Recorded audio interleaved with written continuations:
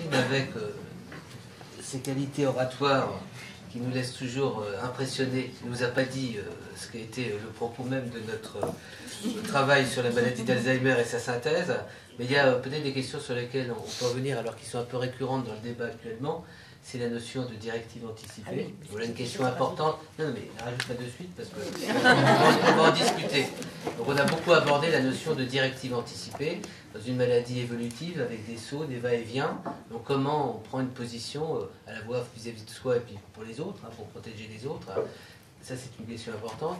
Une question aussi très importante qu'on retrouve d'une manière récurrente dans tous les débats sur la fin de vie, c'est la question de l'autonomie.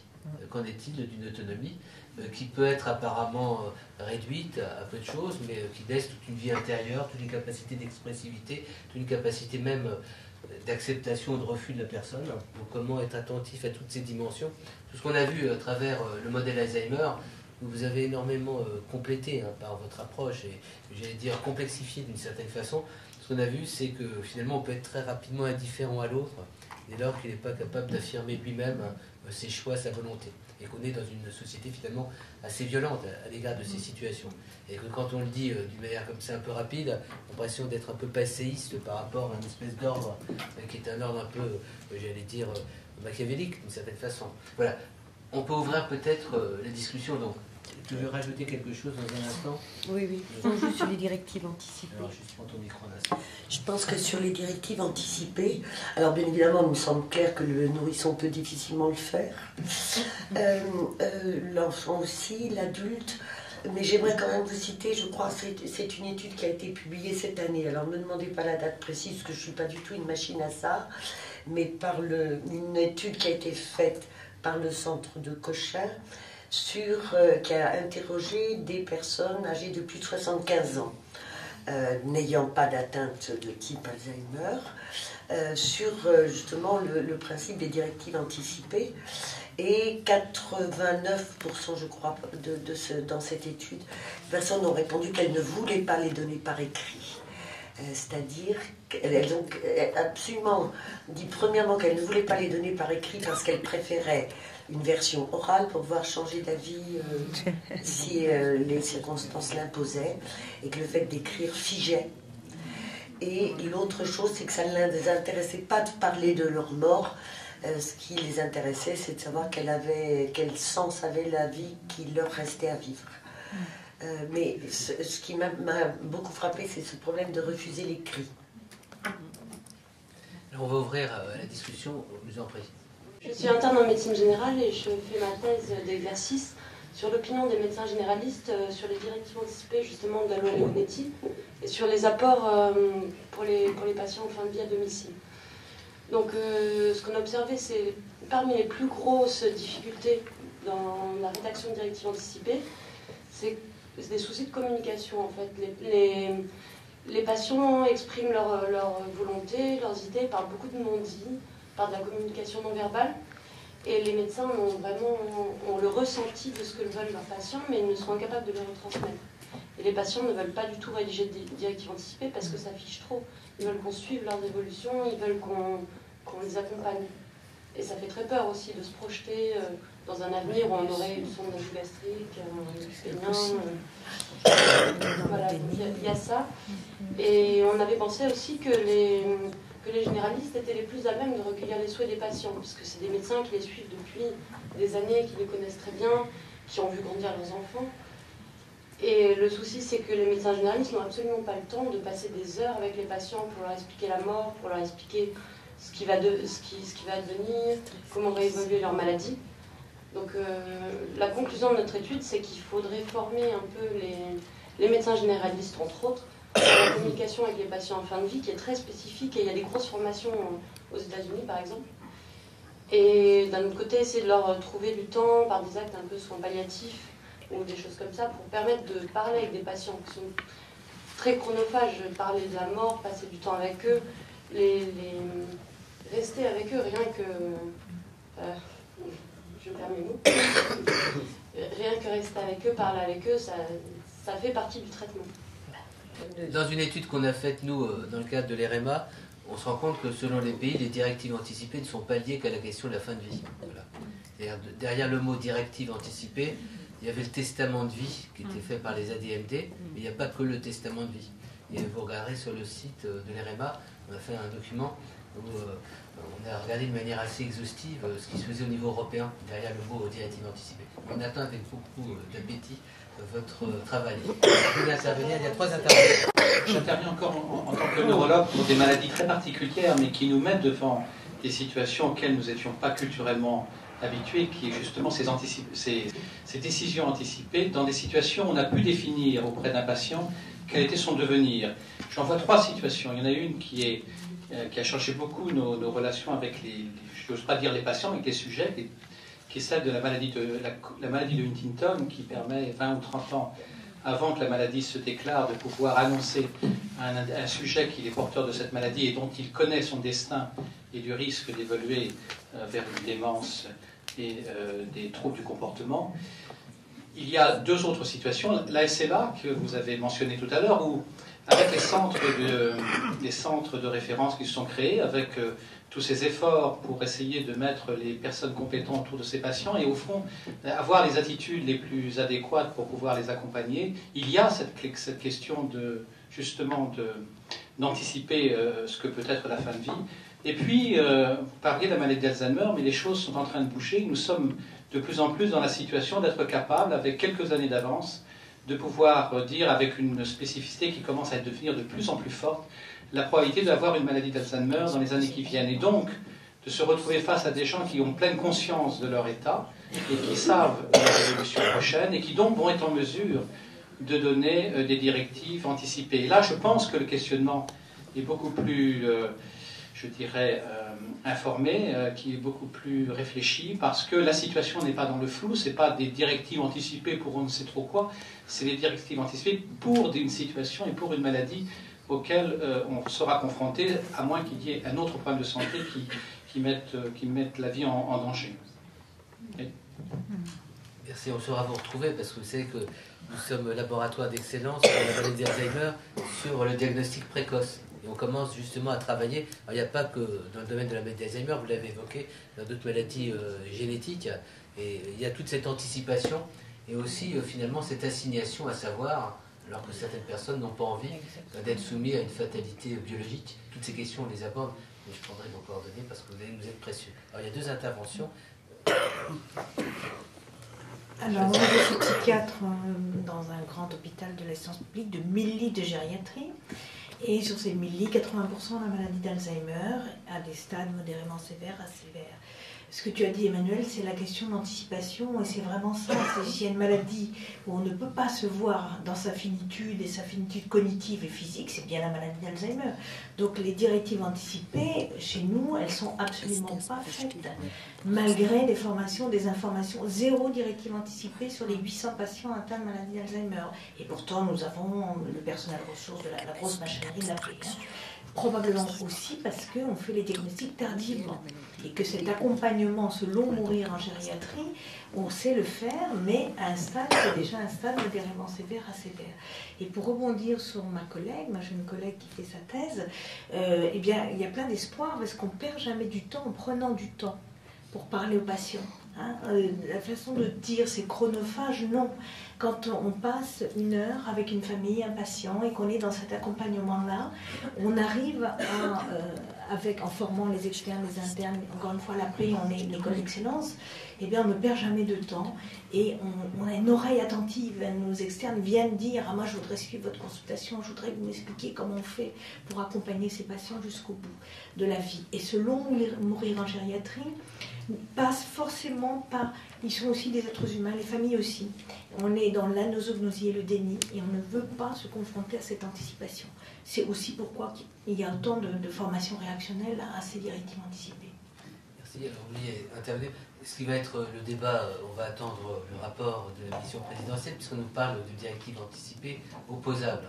Mais on sera amené à reparler de ce sujet, je vous en prie.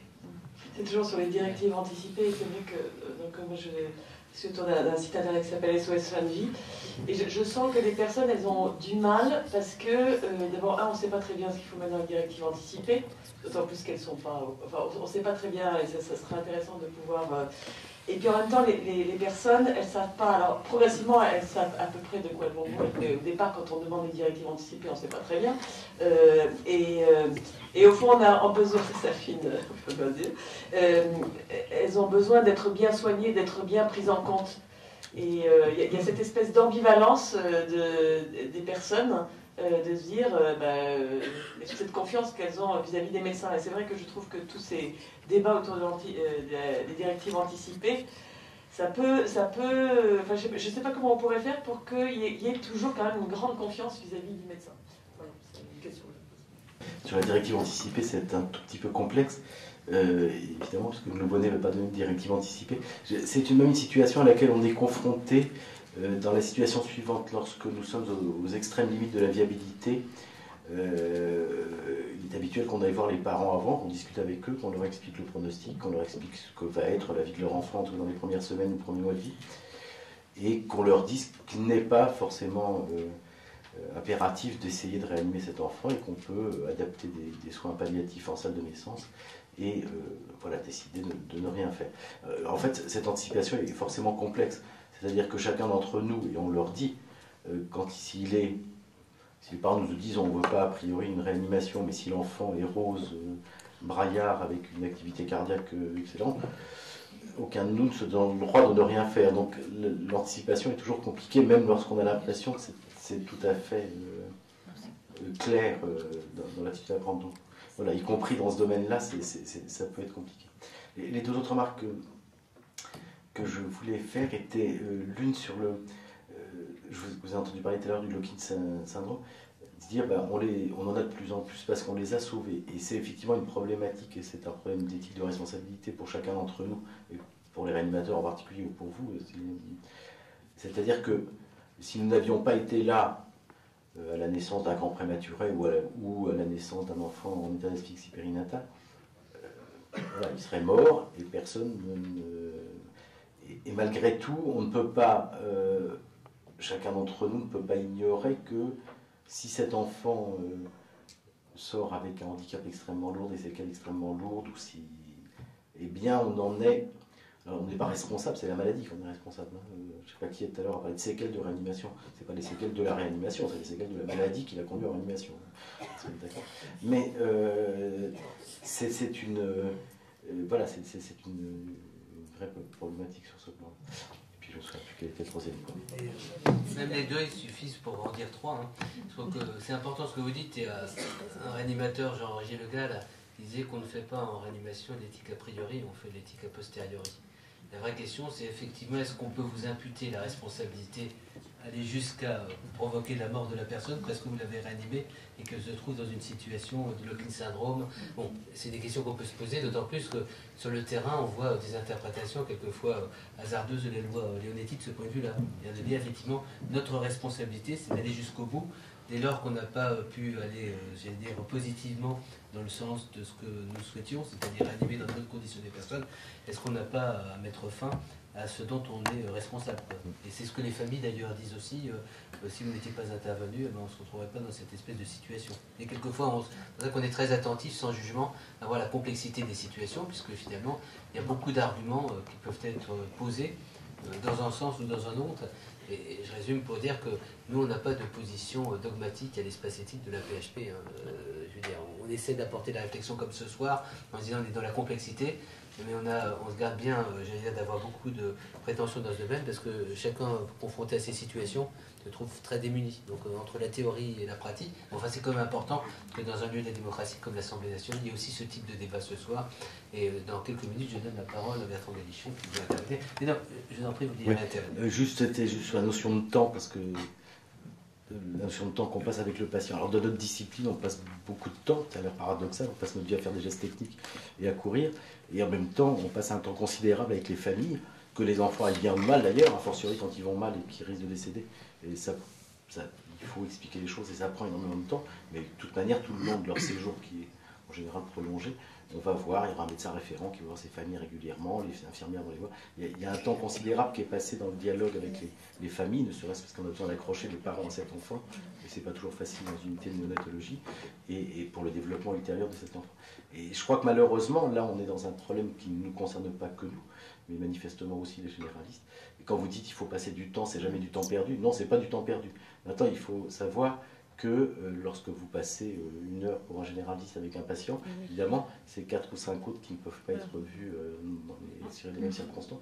Et donc que c'est compliqué. Et de la même manière, dans des équipes relativement réduites, soit par choix financier, soit ce qui n'est pas toujours le cas, soit simplement par problème démographique, et je suis dans une spécialité où la démographie est un problème, et ben, il faut avoir beaucoup de monde, beaucoup de médecins pour aller faire ce travail-là, et c'est pas toujours si simple.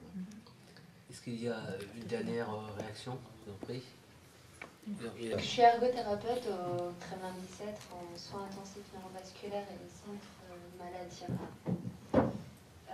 En fait, ce qui me semblait important de rappeler, c'est la différence entre autonomie et indépendance. Parce qu'on mélange des Locking syndrome avec Alzheimer, c'est quand même complètement différent entre la capacité à gérer et la capacité de faire. Quand vous parliez d'ergothérapeute, en effet, un patient qui a un Locking syndrome, avec un contrôle d'environnement, il peut s'exprimer, faire ce qu'il veut. C'est pas très compliqué en fait, il faut juste tout ce qui est financier. Donc ça, juste la manne. Alors que les personnes Alzheimer, c'est plus compliqué. On parle vraiment de qualité de vie, de bien-être, on parle d'activité en fait. C'est aussi un côté financier parce qu'il faut surtout une équipe autour. Donc ça, je tenais quand même à rappeler cette différence. Et c'était important aussi de rappeler tout ce qui était l'accompagnement en fait. Ce qu'on fait, c'est pas, on n'est pas dans la toute-puissance à dire est-ce qu'on peut piquer la personne et lui donner le droit de mourir. On est plus dans l'accompagnement du projet de fin de vie, l'accompagnement vraiment, on est dans l'accompagnement tout le temps, que ce soit à la naissance, à l'adolescence, à l'adulte, à la personne âgée. C'est l'accompagnement de la vie, de la fin de vie de la personne. Et ça, il faut le rappeler aussi. Du haut de mes 26 ans, j'aime beaucoup faire ça. Juste une remarque en passant effectivement en tant que juriste, liée aux questions de néonates qui étaient évoquées tout à l'heure. Alors il est évident qu'en tant que juriste, moi je n'ai pas la compétence pour apprécier la complexité et la difficulté des questions. Je dois juste signaler 2 jurisprudences des tribunaux administratifs et des cours administratifs d'appel qui ne sont pas négligeables néanmoins, et qui ont posé que en cas de réanimation des enfants, enfin des nourrissons, et de graves préjudices du fait des conditions de réanimation, les médecins ou l'hôpital ont pu être déclarés responsables des handicaps et des préjudices. Donc, par rapport à l'interrogation sur la loi Leonetti, est-ce qu'on peut arrêter? On a créé un coma. Là, effectivement, encore une fois, je ne suis pas compétent pour apprécier l'état médical, mais le juriste réfléchit d'une manière inverse. C'est-à-dire qu'il ne se demande pas si on doit arrêter les traitements, il postule au contraire que dans certaines situations, le fait de commencer et de poursuivre les traitements constitue une obstination déraisonnable qui est susceptible d'engager la responsabilité de l'hôpital. Donc le raisonnement est un peu inverse. Alors bien sûr, ce n'est pas une réponse face à la complexité de la réalité, c'est un élément de réponse dans cette appréciation juridique qui est donnée. Voilà, je vous remercie. Je pense que vous faites référence à l'affaire d'Orange et à l'affaire de Châteauroux, c'est ça? Alors l'affaire d'Orange est une affaire effectivement qui est encore en appel, qui n'est pas encore définitivement close et qui nous a posé un énorme problème. On a fait un communiqué à l'époque en disant mais si on ne peut pas réanimer les enfants à la naissance, d'abord on va nous accuser de l'assistance à personne en danger, et dans 95% des cas, même ceux qu'on réanime, ils vont bien après, surtout les nouveau-nés à terme en l'occurrence. Donc ce jugement est un jugement qui pose un problème absolument énorme et qui en a posé un aussi en réanimateur d'adultes. C'est-à-dire que vous voyez, ou nous en pose à chacun d'entre nous, vous voyez quelqu'un qui tombe dans la rue, qui fait un arrêt cardiaque, vous le massez, vous le ventilez, le temps que le SAMU arrive, on arrive à le récupérer, il y a des séquelles, vous pouvez être accusé d'avoir fait votre... Voilà. Donc là, il y a un vrai problème. L'autre affaire est celle de Châteauroux, je corrige ce que vous avez dit, qui est complètement différente, puisque ce ne sont pas les pédiatres ou les réanimateurs de nouveau-nés qui ont été condamnés. L'hôpital a été condamné, non pas parce qu'il a mis en œuvre des manœuvres de réanimation, mais pour la prise en charge obstétricale. D'accord ? Il n'y a jamais eu de condamnation, contrairement à ce qui a été écrit dans la presse, moi j'ai repris le texte très précisément, il n'y a jamais eu de condamnation des réanimateurs pour avoir réanimé sur l'affaire de Châteauroux.